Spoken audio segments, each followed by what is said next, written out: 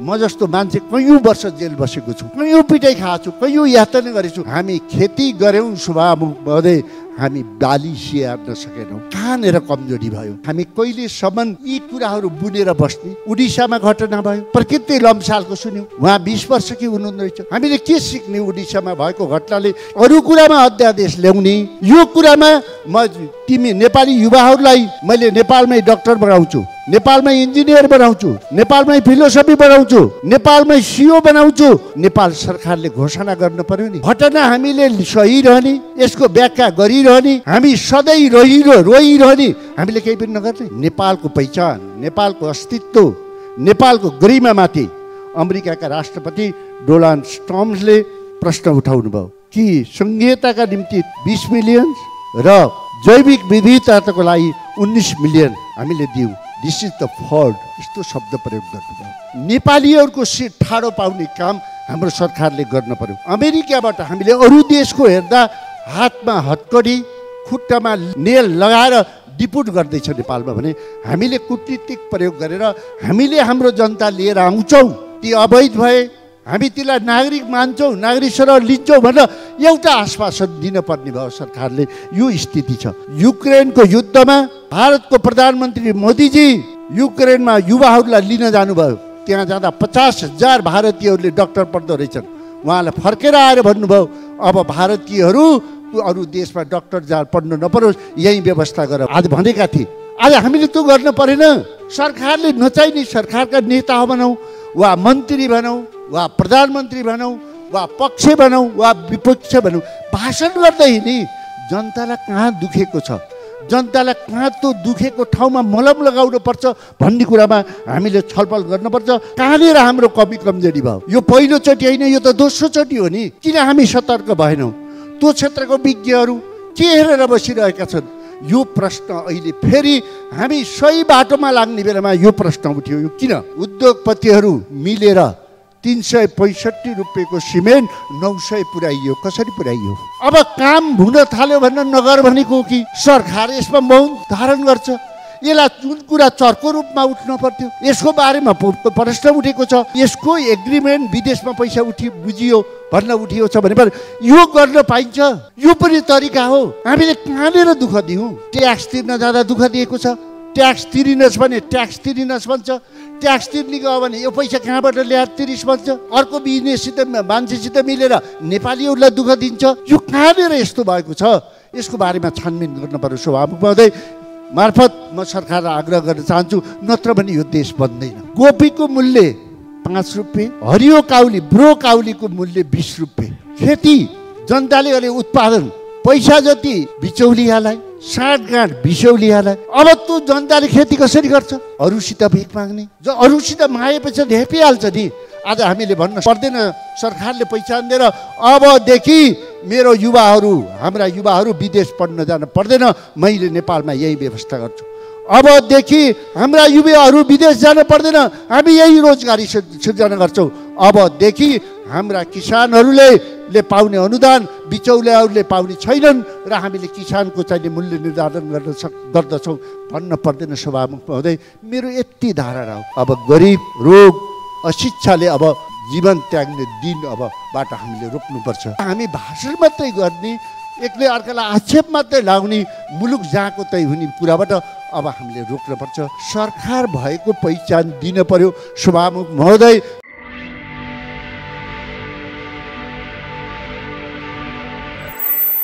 वास्तविक रूपले मैले केही दिन अगाडि यूपीका मुख्यमन्त्री आदित्यनाथ योगीले भनेको सुनेको थिएँ, नेपाल एउटा यस्तो देश हो जहाँ पशुपति, लुम्बिनी, मुक्तिनाथ, गोर्खा हुँदै प्रकृति स्रोत र साधन यस्तो देश हो। हामी भारतीयहरू युरोपमा जान पर्दैन, हामीहरू नेपालमा गए पुग्छ। तर नेपालले केही परिश्रम गर्नुपर्छ। त्यसले मलाई अत्यन्तै आशा जगाएको थियो। एउटा ठुलो देशका नेताहरूले नेपालको बारेमा योभन्दा भन्ने केही हुँदैन, गर्ने हामीले हो। हामीले पनि राम्रै काम सुरु गरेका थियौँ। विगतमा हामीपट्टि आशा टुटेको थियो। त्यति मात्रै होइन, समाजमा एउटा न्यारेटिभ बनेको थियो, यो देश अब बन्न सक्दैन। तर सरकारले यो सदनमा प्रस्तुत गरेको जलस्रोत नीति, जसले सीमान्तकृत वर्गलाई 2 देखि 5 लाखसम्मको सेयरको व्यवस्था गर्दा त्यसले निश्चय पनि जलस्रोतको विकासको क्रममा नेपालमा गरिबीको अन्त हुन्थ्यो। त्यति मात्र होइन, नेपालीहरूले नै लगानी गर्न पाउँथे, चाहे स्वदेशमा होस् वा विदेशमा बसेका लगानीले, जसले हामीलाई एउटा विकासको क्रममा राम्रो तरिकाले लगेको थियो।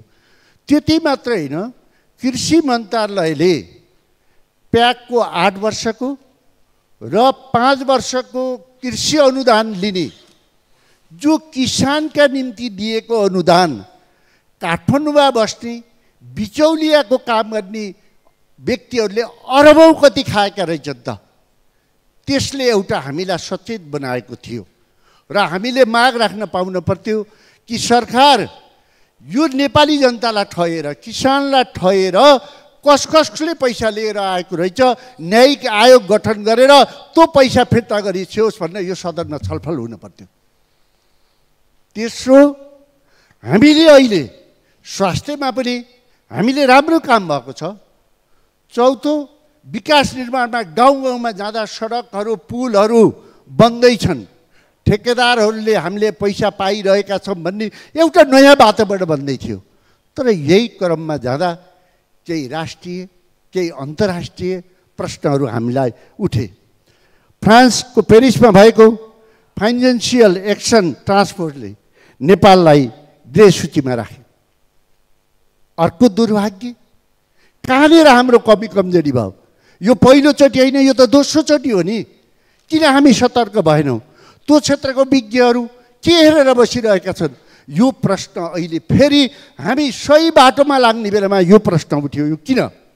त्यति मात्र होइन, नेपालको पहिचान, नेपालको अस्तित्व, नेपालको गरिमामाथि अमेरिकाका राष्ट्रपति डोनाल्ड ट्रम्पले प्रश्न उठाउनु भयो कि संघीयताका निम्ति 20 मिलियन र जैविक विविधताको लागि 19 मिलियन हामीले दियौँ।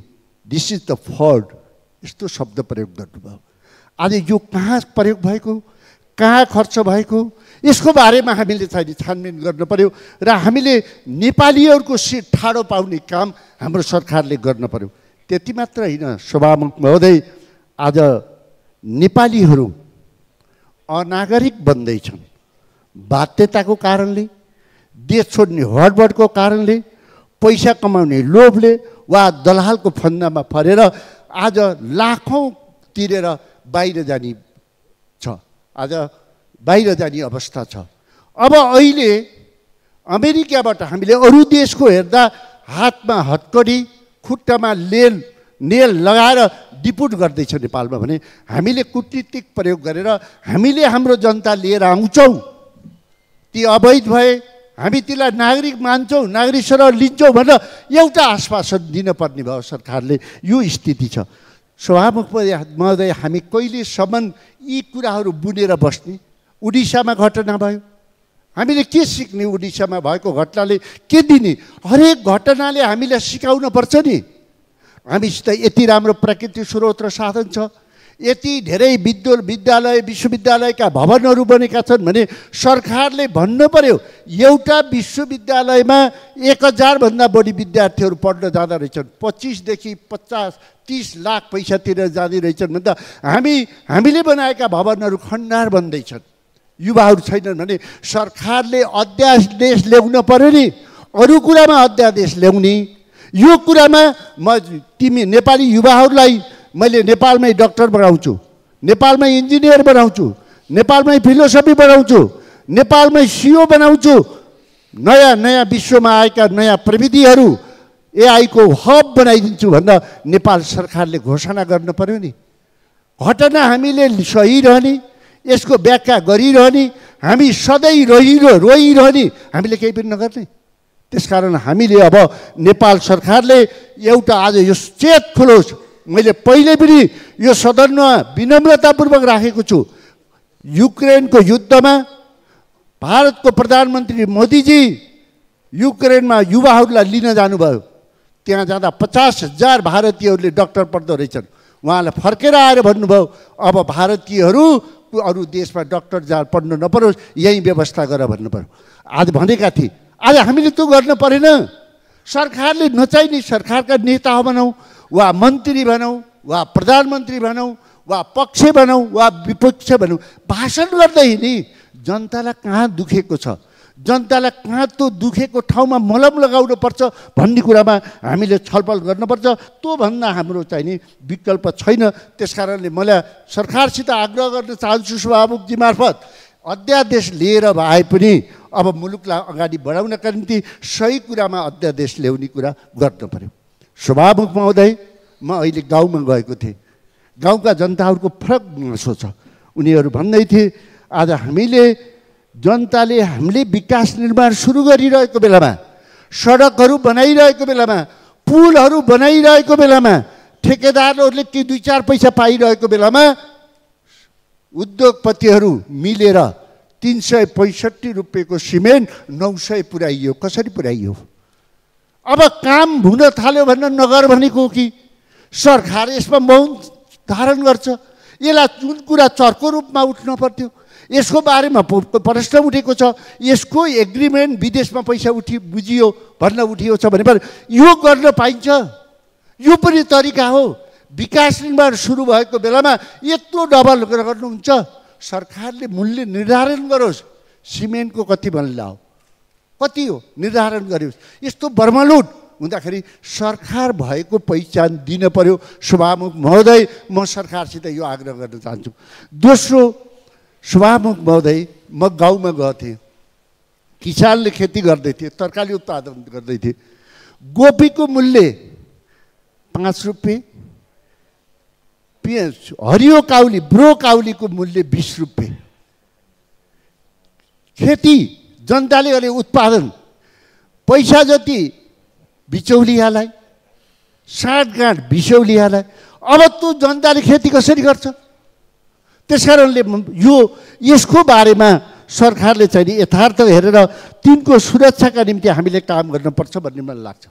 अर्को कुरा, रात दिन हरेक मानिएको घरमा पनि होला, मन्त्रीको घरमा पनि होला, सहकारीको जनताहरू मैले अरब गएर यति ल्याएको थिएँ पैसा, मैले खेती गरेको थिएँ, मैले भैँसी किनेर गरेर मैले बेचेर यति पैसा थियो, मैले दुध बेचेर यति पैसा लिएर आएँ र आज यो मैले सहकारीमा लगेको डुब्यो भन्न अरबौँ पैसा डुबेको छ।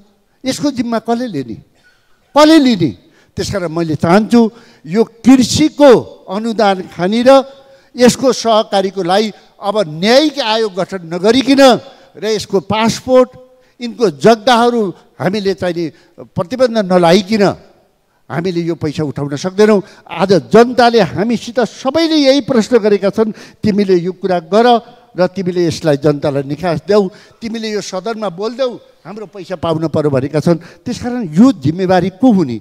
आज सदनमा सिमेन्टको, आज जब सदनमा हाम्रा नागरिकहरू चाहिँ अनागरिक बनिरहेछन्, तिनको बारेमा, किसानको बारेमा, स्वास्थ्यको बारेमा हाम्रो बहस केन्द्रित हुन पर्थ्यो। त्यसकारणले यो कुरालाई पनि हामीले ख्याल गर्नुपर्छ भन्ने मलाई लाग्छ।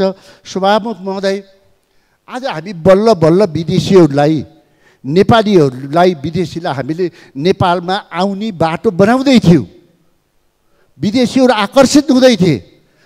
तर शेष घलेजी जस्ता व्यक्तिहरू, संसारमा पुँजीपति जन्मिएका व्यक्तिहरू नेपालमा आएर बनाउँदै थिए।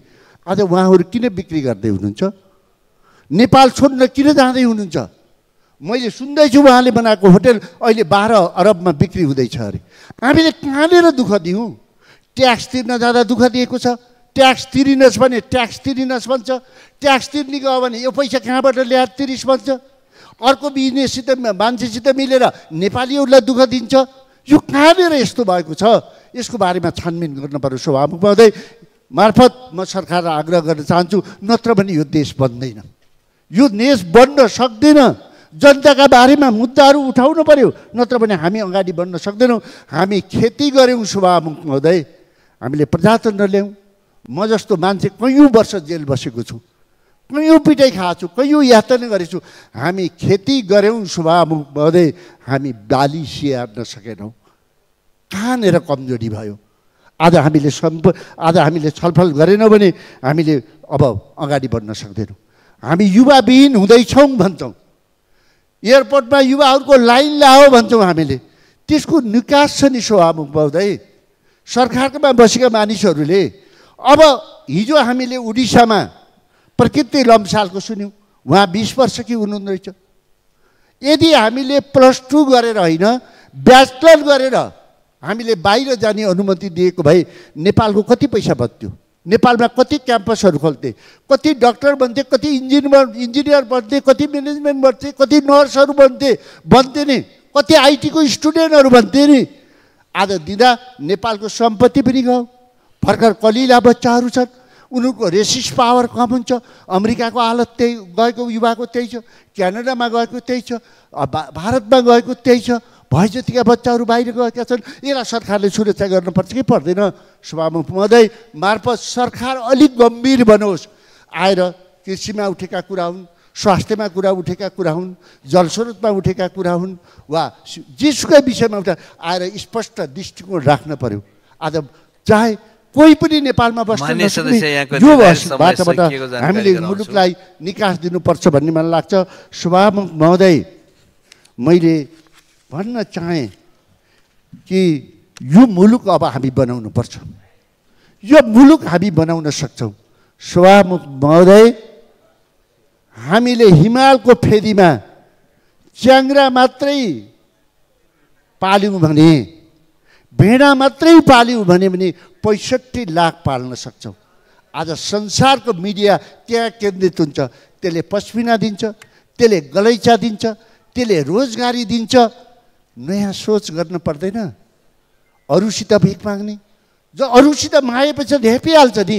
आज हामीले भन्न सक्दैन, पर्दैन, सरकारले पहिचान दिएर अबदेखि मेरो युवाहरू, हाम्रा युवाहरू विदेश पढ्न जान पर्दैन, मैले नेपालमा यही व्यवस्था गर्छु। अबदेखि हाम्रा युवाहरू विदेश जान पर्दैन, हामी यही रोजगारी सिर्जना गर्छौँ। अबदेखि हाम्रा किसानहरूले पाउने अनुदान बिचौलियाहरूले पाउने छैनन् र हामीले किसानको चाहिने मूल्य निर्धारण गर्दछौँ भन्न पर्दैन। शुभामुख महोदय, मेरो यति धारणा हो। अब गरिब, रोग, अशिक्षाले अब जीवन त्याग्ने दिन अबबाट हामीले रोक्नुपर्छ। एकातिर एआईको विकास भएको छ, त्यो अनुसारको शिक्षा छ। आज हामीलाई के चाहिएको छ उसले दिन्छ।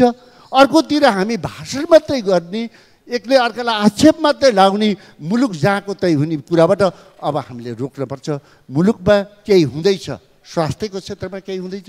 यही सुनिलजी हुनुहुन्छ, मैले देखिरहेको छु। एउटा व्यक्तिले गाउँ गाउँ भएर गरिबको बिरामीको औषधि गर्न सक्छ भने राज्यले किन गर्न सक्दैन? यति मेरो प्रश्न हो। म सरकारलाई समयअनुसार अगाडि बढ्नको निम्ति आग्रह गर्छु, समयअनुसारका समस्या समाधान गर्नको निम्ति आग्रह गर्न चाहन्छु, समयअनुसार चल्नका निम्ति आग्रह गर्न चाहन्छु। यो देशमा सरकार छ भन्ने परिचय दिनका निम्ति आग्रह गर्छु। धन्यवाद।